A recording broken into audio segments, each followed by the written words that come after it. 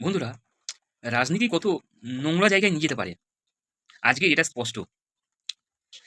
তৃণমূল জামানায় বিরোধী অনেক দল দেখা গিয়েছিল, তার মধ্যে বিজেপি শ্রেষ্ঠ তুলো একটা লড়াইয়ের কর্মসূচিতে তারা সামিল হয়েছিল।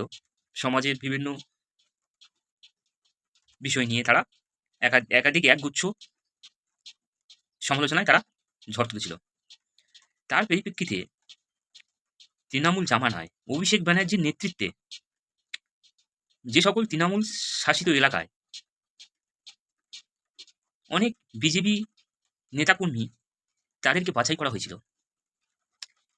বাছাই করাটা এই কারণেই বন্ধুরা, তৃণমূল যখনই তাদের ঘোষণার ফলাফল তারা জয়লাভ করবে, পরবর্তী ভোট হিংসায় সেই সকল বাছাই করা নেতাকর্মীদের তাদের ওপর চক্রান্ত এবং হেনস্থা এবং তাছাড়া তাদের মারার পুরো পরিকল্পনা নিয়ে ফেলেছিল এই প্রাক্তন সরকার অভিষেক ব্যানার্জির নেতৃত্বে। এটা আমি বলছি না বন্ধুরা, এটা গোপন রহস্য তথ্য রিজু দত্তর মুখ থেকে এটা বেরিয়ে এসছে। তো ভাবতে পারছেন আজকের এই বিজেপি সংগঠিত যে হিন্দু ভাই বোনেরা, তারা যে ভারতীয় জনতা পার্টি নিয়ে তারা যেভাবে লড়াই করছিল, আজকে যদি এই তৃণমূল সরকার নতুন করে চতুর্থ দফায় আসতে পারতো, তাহলে কত মানুষের শ্মশানে তাদের দেহটা পোড়াতে হতো। ভাবুন, এটাই ভাবনার বিষয়। আজকের আমরা কি দেখলাম?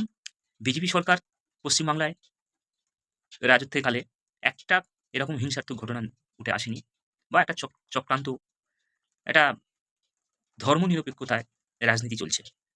কোনো জাতিকে এই পশ্চিমবঙ্গ সরকার ছোট করছে না। ভুলে যাবেন না, পৃথিবী কোনো মানুষ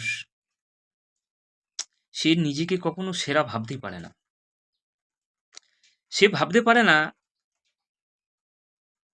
সে যেটাই চিন্তাধারা সেটাই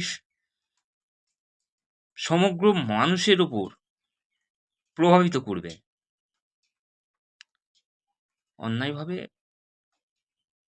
কোনো কাজ টিকে রাখা যায় না, এবং কোনো সত্য জিনিসকে মিথ্যার আড়ালে লুকিয়ে রাখা যায় না। ধর্মের পাতা বাতাসে নড়ে, এটা আমরা শুনিয়েছিলাম, এটাই বাস্তব। তৃণমূল জামানায় যেভাবে তাদের হিংসাত্মক রাজনীতি ছড়িয়ে ছিটিয়ে একটা মৃত্যুর কান্নায় শোকাচ্ছন্ন